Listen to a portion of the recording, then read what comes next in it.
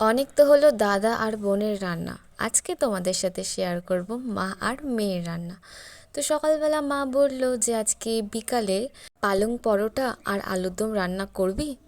আমিও বললাম যে হ্যাঁ, করা যেতেই পারে। তো বিকাল হয়ে গেছে আর এখন মা হচ্ছে আটাটা মেখে নিচ্ছে।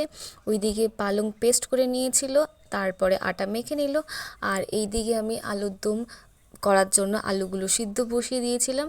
সিদ্ধ হয়ে গেছে, আলুগুলো ছুলে নিয়েছি।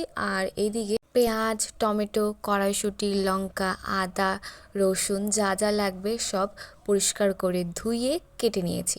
এখন মাকে ডাক দিতে যাব, তারপরে রান্না করা শুরু হবে। আর এই দিকে দাদা নিয়ে চলে এসেছে মোগলাই আমার আর মায়ের জন্য। দাদা খেয়ে এসেছে আর আমাদের জন্য নিয়ে এসেছে। তারপরে রান্না বসানোর আগে ভাবলাম খেয়েই নিই, খেয়ে দিয়ে তারপরে রান্না বসাই। এদিকে তরকারি প্রায় কমপ্লিট।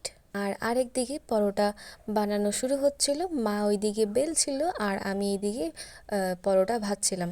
মা বলল আমি বেলি তুই ভাজ, বা তুই বেল আমি ভাজি। তো আমি বললাম তুমি বেলো, আমি আসলে গোলটা খুব একটা দিতে পারি না, মাও তাও দিতে পারে, আমি তো একদম মানে ভারতের ম্যাপ করে দিই, এরকম হয়ে যায়। তো তাই মাকে বললাম যে তুমি বেলো, আমি ভেজে দিচ্ছি। এইদিকে পরোটা বানানো শুরু হয়ে গেছে আর ওইদিকে তরকারি রান্নাও হয়ে গেছে। এখন শুধু পরোটা বানানোর অপেক্ষা। পরোটাগুলো একে একে পরপর ভেজে নেব, তারপরেই তো খাওয়ার পালা। আসলে রান্না করতে করতে যেই তরকারি কমপ্লিট হয়ে গেল রান্না করা, অমনি মনে হলো কখন একটা পরোটা হবে আর কখন থালা নিয়ে বসবো। তারপরে আমি এদিকে ভেজে নিচ্ছিলাম আর ওইদিকে দাদাকে ডাক দিয়ে দিয়েছিলাম যে চলে আয় খেতে। অনেকগুলোই ভাজা হয়ে গেছে। এই প্রথমবার আমাদের বাড়িতে পালং পরোটা হলো, এটা কি কোনোদিনও হয়নি। এই 2026-এ আমাদের বাড়িতে নতুন নতুন অনেক আইটেমই হয়েছে, যেগুলো আমরা এর আগে কোনোদিনও আমাদের বাড়িতে রান্না করিনি। এমনি বাইরে খেয়েছি, কিন্তু বাড়িতে কখনো রান্না করা হয়নি।